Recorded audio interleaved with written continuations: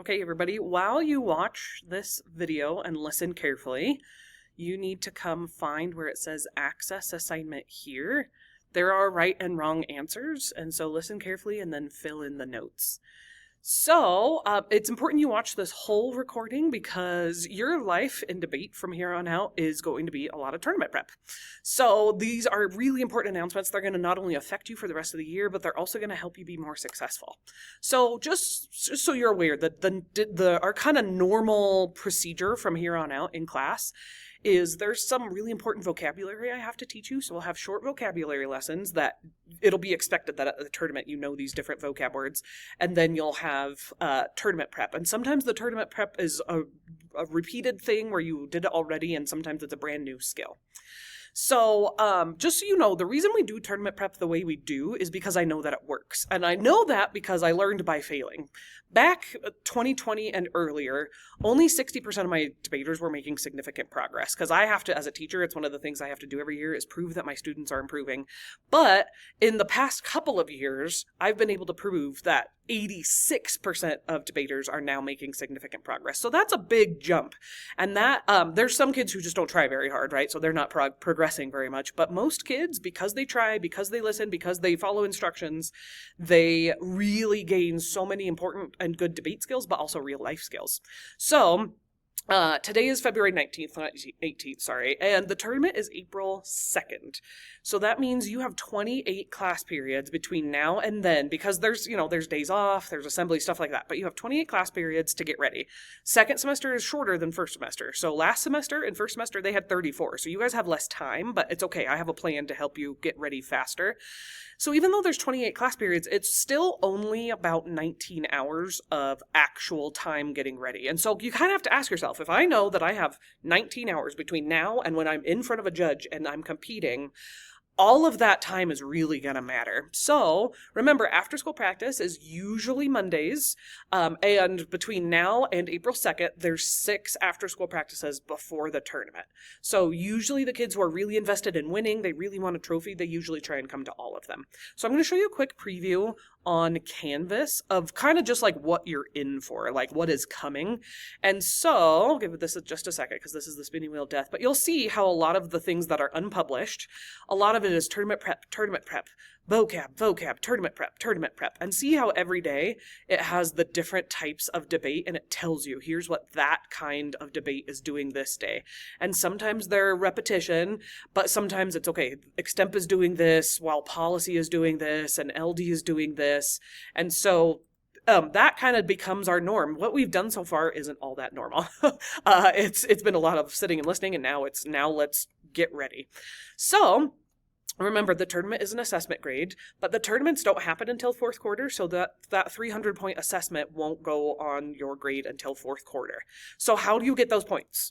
Lincoln Douglas, Public Forum, and Policy have to win 1 out of your 3 rounds, which I know sounds scary, but really and truly, everybody, most Albion debaters win 2, if not 3 out of 3 of their debates.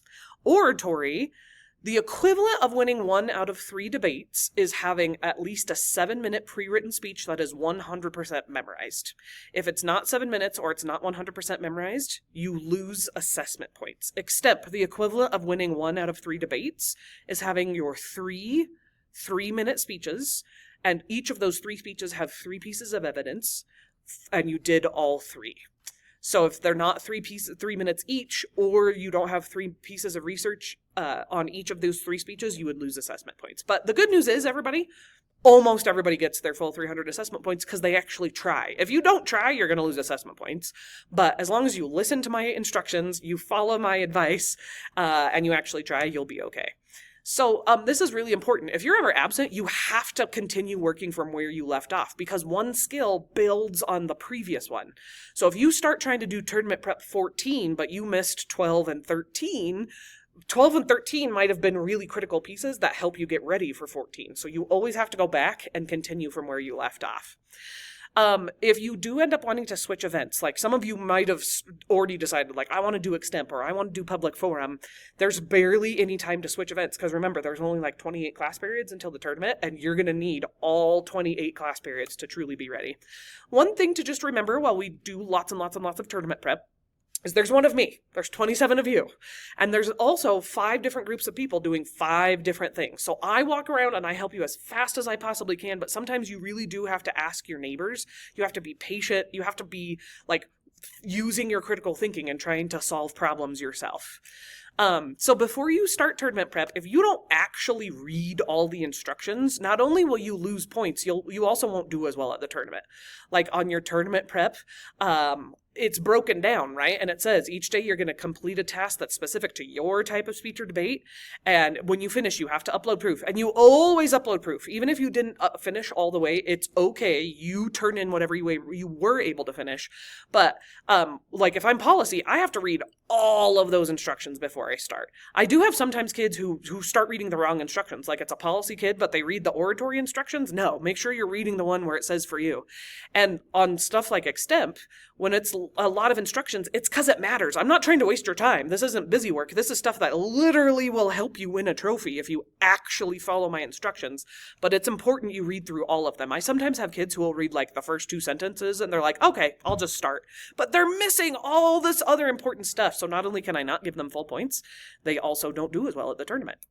So one kind of attitude that it's important that you have is if you really do want to destroy your opponents, which is the best feeling ever when you're like, oh, I know that I totally just took them down. You have to worry about your own progress. Because if there's a kid across the room who's kind of being a knucklehead and distracting people, that's less time that you have. And it literally might be the difference between you winning and losing. So in debate, you really do have to kind of ignore what's happening and just focus on your own stuff. So one important thing, if you ever want feedback on what you're doing, you have to ask. If you never ask, it's okay, but I'm going to wait for you to say, hey, I need help with this thing. Otherwise, I don't give you feedback. I just give you points. So the way that you do ask for feedback is you literally just share the Google Doc with me. So I'm going to show you what I mean by that. Okay. So let's say this is the Google Doc I'm working on. You come up here to share.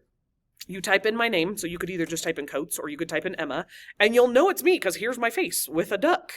And you click it. Make sure you give me editing access. If it's view only, that really messes with my ability to be able to give you good feedback. And it's really helpful. Like I just had a girl today who, this is Karina, and she just sent me this message, right? So she shared the document with me and then it sent me an email. So now it's on my to-do list. And she did this perfectly. She said, I want feedback. I specifically want feedback on my first argument. So she was really specific in telling me what she wanted feedback on. And so that's really helpful if you tell me this is what I need. And then you press send, and then it sends me an email. And if you are working on the same document over and over and over, you just share it with me again every time you want more feedback. Because even if you've already shared it with me once, you can share it with me again. And what it does is it sends me another email, which puts it on my to-do list. So you just share it again every time you want feedback. Okay. So just so you know, the reason we do tournament prep the way we do is because, number one, I know it works because I have the evidence to prove that. But I also, every time I create an assignment, the questions I ask myself are, number one, is this going to actually help them get ready? Because if it's not going to help you get ready, what's the point in doing it, right? Is it going to keep them accountable? Because it's my job to make sure you're learning. And is it worth your time?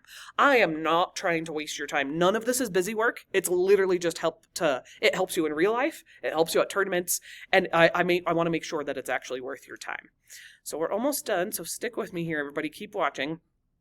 There is fair warning. If you do waste your time, like you let people distract you, or you choose to like sneak play games every once in a while, or if you're absent a lot and you never make up your work, you are not only going to have lots of missing assignments, you will be stressed at the tournament.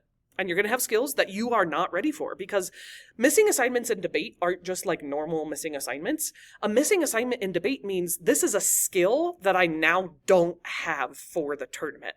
So missing assignments really matter in debate, and you have to stay on top of them because they can really add up extremely quickly. Unfortunately, debate is very different than my creative writing class. We don't have free time in debate because there's always more research you can find. There's always another skill you should practice.